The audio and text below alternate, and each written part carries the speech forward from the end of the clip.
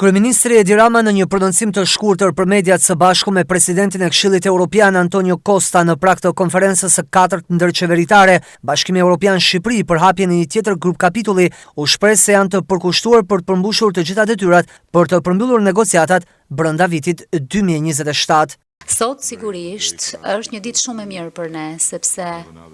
kemi një tjetër konferencë dhe çelim kapituj të tjerë, ndërkohë që me presidentin jam shumë mirënjohës për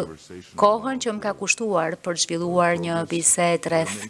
përparimit që ne po bëjmë në këtë proces e pastaj edhe për samitin e ardhshëm të Komunitetit Politik Evropian, i cili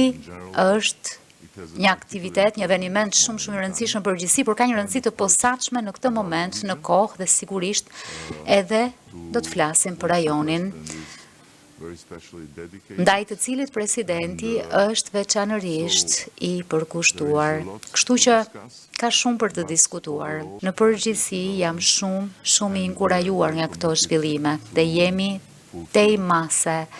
të përkushtuar për të përmbushur të gjitha detyrat e kalendarit që është shumë ambicioz për të mbyllur të gjitha negociatat brenda 2027-s. Ndërkohë presidenti i Këshillit Evropian Antonio Costa vlerësoi progresin e Shqipërisë në rrugtimin evropian dhe duke u ndalur tek grup kapitulli që pritet të hapet në Luksemburg, ai tha se ambicia është të hapin edhe të tjerë brenda këtij viti. Zgjerimi drejt Ballkanit Perëndimor është një përparësi e qartë për Bashkimin Evropian dhe është investimi më i rëndësishëm gjeostrategjik për paqen, për begatin dhe për stabilitetin e kontinentit tonë. Dhe është vërtet inkurajuese të shohësh progresin që ka bërë Shqipëria në këtë rrugtim. Sot po çelim një grup kapitull tjetër dhe ambicia jon është që të çelim edhe më tej grup kapituj për të negociuar gjatë këtij viti, sepse kemi një kalendar shumë konkret dhe duam që të realizojmë. Dhe kjo është shumë e rëndësishme për Bashkimin Evropian, është shumë e rëndësishme për Shqipërinë, por mendoj që